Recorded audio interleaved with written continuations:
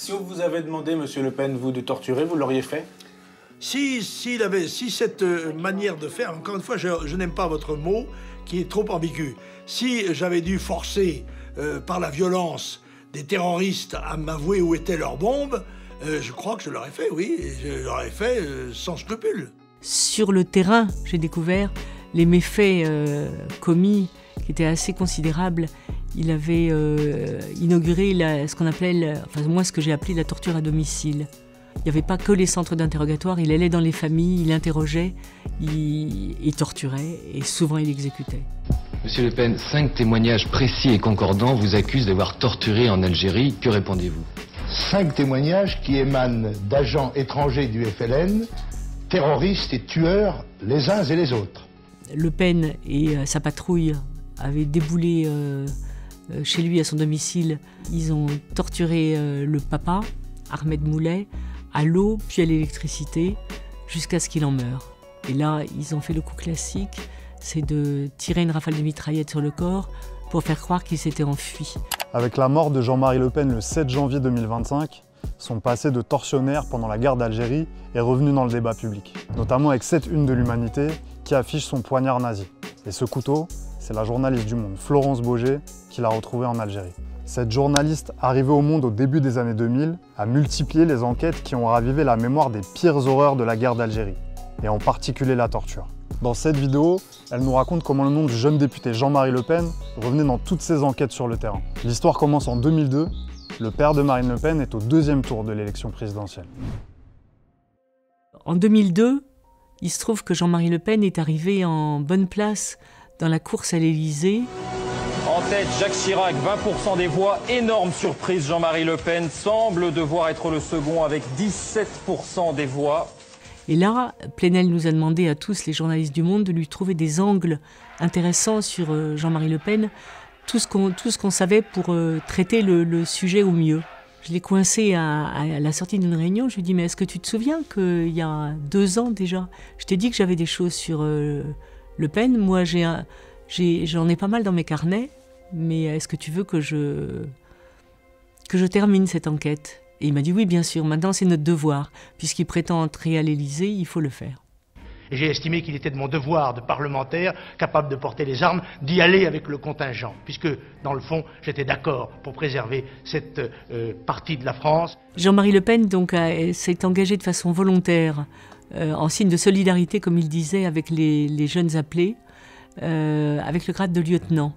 Sur le terrain, j'ai découvert les méfaits commis, qui étaient assez considérables.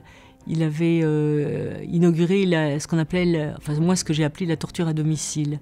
Il n'y avait pas que les centres d'interrogatoire, il allait dans les familles, il interrogeait, il torturait et souvent il exécutait. Monsieur Le Pen, la loi d'amnistie veut oublier les faits qui se sont produits en Algérie. À chaque fois, vous parlez de diffamation. Est-ce que pour autant, ça vous dispense de prouver que vous n'avez jamais torturé en Algérie? Mais écoutez, moi je ne suis pas, c'est pas à moi de prouver que je n'ai jamais torturé. Ce sont aux gens qui, au mépris de la loi d'ailleurs, devraient avoir à le prouver, car nous ne sommes pas encore, Dieu merci, en système soviétique. Sur Le Pen, on me disait toujours, on me parlait toujours d'une histoire de poignard et d'un enfant qui avait trouvé un poignard au nom de Le Pen.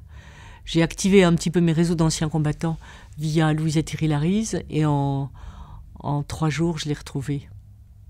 Quand moi je l'ai retrouvé, il avait déjà 58 ans. Il s'appelait Mohamed Moulet.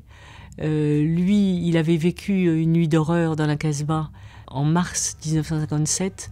Le Pen et sa patrouille avaient déboulé chez lui à son domicile, rue des Abencerrages.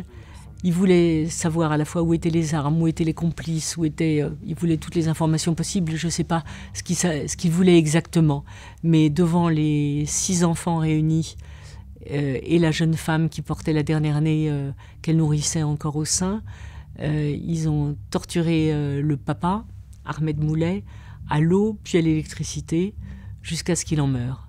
Et là, ils ont fait le coup classique, c'est de tirer une rafale de mitraillette sur le corps pour faire croire qu'il s'était enfui. C'est la fin de la bataille d'Alger. Mohamed Moulet, l'aîné des enfants, 12 ans, a trouvé quelque chose dans le couloir de l'entrée de la maison. Il l'a caché instinctivement dans le compteur électrique. C'était un poignard attaché à un ceinturon. il l'a caché dans le compteur électrique sans savoir pourquoi, en se disant que c'était peut-être quelque chose d'important. Et ce poignard, il était chez lui, dans sa famille, dans le buffet de la salle à manger depuis 40 ans, quand j'ai retrouvé. C'est un poignard nazi. Un poignard nazi avec la croix gammée qui était tombée dans les années 70, mais on voyait encore parfaitement l'espèce de triangle sur lequel il y avait la croix gammée. Et sur le fourreau était inscrit J.M. Le Pen, 1er rep, 1er régiment étranger parachutiste. Eh bien, j'aurais perdu mon ceinturon. J'aurais perdu mon ceinturon auquel, normalement, est attaché mon revolver et mon poignard. Or, au lieu d'un poignard de parachutiste, qui est l'arme, en quelque sorte, légale, n'est-ce pas, réglementaire, qui est un poignard baïonnette, d'ailleurs, bon, moi, la fantaisie m'aurait poussé à avoir un poignard de Hitlerjugend. C'est vrai que la croix gammée manquait dans tout ça.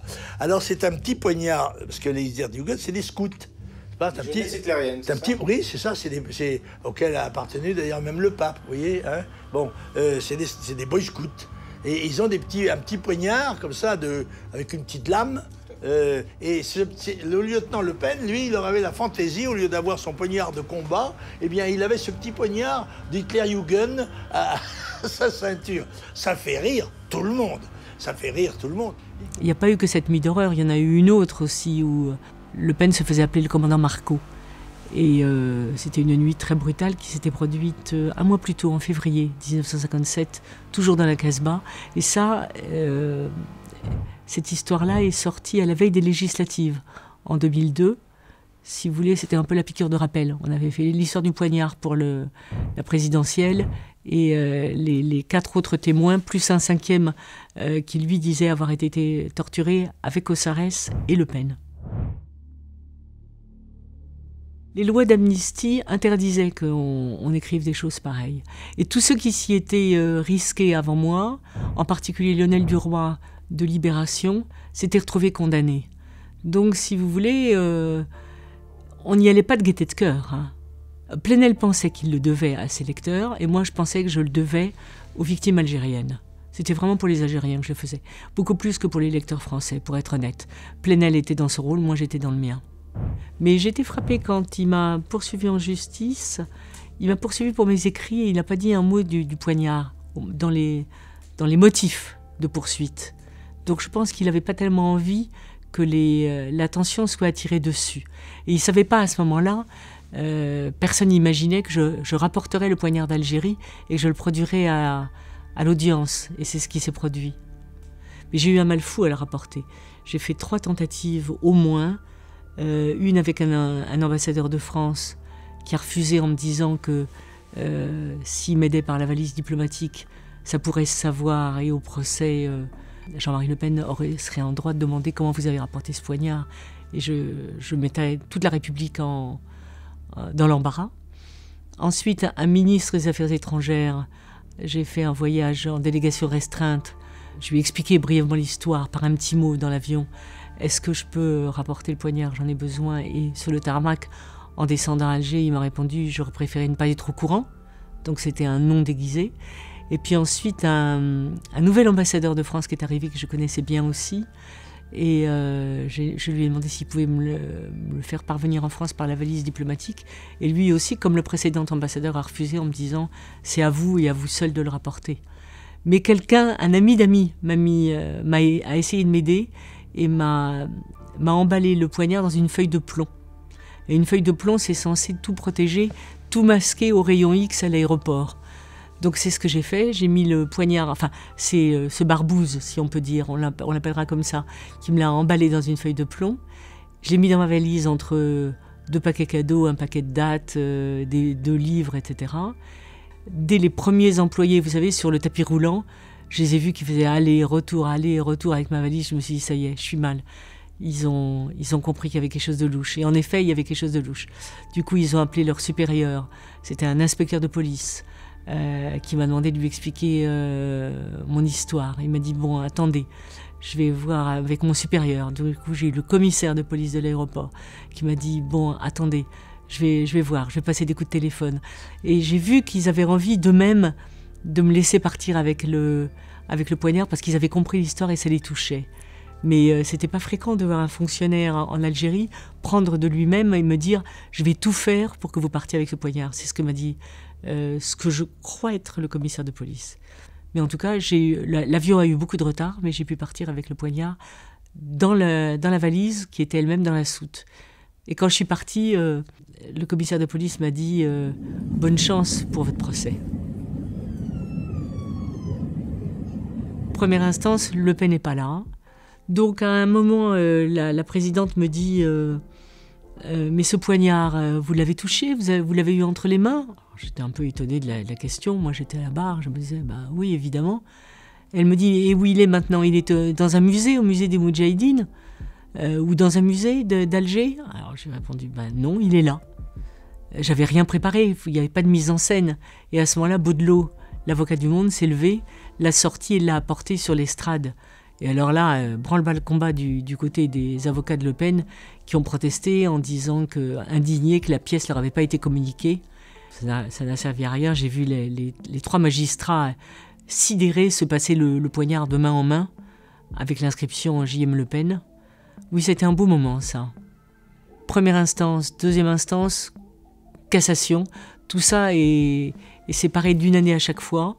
Mais en cassation, bon, Le Pen avait perdu, c'était définitif et c'était une belle victoire parce que jusque-là, Le Pen avait gagné pratiquement tous ses procès, en tous les cas contre les journalistes. Je crois qu'il avait fini par perdre contre Vidal-Naquet et Michel Rocard qu'il avait traité de tortionnaires. Mais moi, c'était plus que le traité de tortionnaire, c'était démontrer ses actes de torture et les exécutions qu'il avait commises. Donc c'était beaucoup, beaucoup plus. Le poignard, je l'ai rapporté à Alger. Les autorités algériennes avaient été prévenues, je ne sais plus comment, que je rapportais le poignard et ont voulu me le confisquer. Or moi, j'avais dit que je le remettais à la famille Moulet. Donc il y a eu un petit bras de fer. Finalement, on a trouvé un terrain d'entente et j'ai bien remis à la famille Moulet, qui l'a gardé pendant 2 ans et qui ensuite l'a remis au musée des Moudjahidines d'Alger. Mais curieusement, le poignard est toujours pas exposé. Il est dans un coffre au sous-sol du bâtiment du musée des Moudjahidines, officiellement parce que le bâtiment est en travaux. Mais moi, ça fait déjà maintenant 12 ans que j'ai rapporté ce poignard. Donc j'ai du mal à croire que le bâtiment, le musée des Moudjahidines soit toujours en travaux. Ça les gêne. C'est-à-dire si on soulève le couvercle sur les tortures, est-ce qu'on ne va pas les soulever aussi sur qu'est-ce qui s'est passé pendant les décennies noires, l'armée contre les islamistes? Là aussi, il y a eu des viols, il y a eu des enlèvements, il y a eu des exécutions sommaires. Donc, gardons tout ça sous le couvercle. Je pense que c'est plutôt ça l'explication, mais je ne suis pas sûre de moi. Pas une semaine sans un nouvel incident diplomatique entre la France et l'Algérie depuis que la France a fin juillet annoncé la reconnaissance de la souveraineté marocaine sur le Sahara occidental. Alger a basculé dans une forme de défiance vis-à-vis de Paris. En Algérie, je crois que ce qui m'a le plus touchée à l'époque, c'est que les gens qui me parlaient le faisaient toujours sans haine. C'était avec même beaucoup d'amour pour la France en disant c'était la guerre. On comprend et on pardonne. Et je trouve qu'aujourd'hui, je ne suis pas sûre que les sentiments soient aussi affectueux, aussi amicaux, tellement la situation a changé maintenant avec la crise que connaissent les deux pays en ce moment. Je pense que venir globalement dire que la colonisation était un drame pour l'Algérie, c'est pas vrai. Voilà, c'est pas vrai. C'est pas vrai. Économiquement, en termes d'infrastructures, etc., la France a apporté à l'Algérie un capital qui aurait dû lui permettre d'ailleurs encore une fois de se développer et de devenir, comme je l'ai dit, la Norvège du Maghreb. Ils ne l'ont pas fait. Ça n'a pas été un drame pour les colons et pour la France, mais ça a été un drame pour les Algériens, il n'y a absolument aucun doute. Il n'y a pas simplement l'asservissement, mais la façon dont on a essayé de leur retirer leur identité. Qui dépasse peut-être encore la question de la torture et des disparitions. C'est un peuple quand même traumatisé. Et nous, la France, on le mesure mal. On voudrait faire tout le temps leur faire tourner la page sans l'avoir écrite. Il faut tenir bon quand même. Il y a les jeunes générations de ceux que Benjamin Stora appelle qui ont l'Algérie au cœur, c'est-à-dire qui sont concernés de près ou de loin par l'Algérie, Ils sont aujourd'hui à peu près 10 millions. Les enfants issus de l'immigration, les familles des anciens militaires, les pieds noirs, les harkis, ça fait 10 millions de personnes. Donc de toute façon, je crois qu'on n'y coupera pas un jour ou l'autre, mais probablement pas demain ni après-demain. Il faudra que la France reconnaisse dans son ensemble les torts les atrocités de la colonisation, bien sûr, et à mon avis présente ses excuses. Alors qu'il y a 20 ans, il aurait suffi qu'elle reconnaisse, les Algériens ne demandaient que ça, qu'elle reconnaisse. Maintenant, je pense que la barre est plus haute et qu'il faudra des excuses. Le simple fait de reconnaître ce qui avait été, torture, exécution sommaire, viol, disparition en masse, ça leur aurait suffi. Maintenant, c'est beaucoup plus large.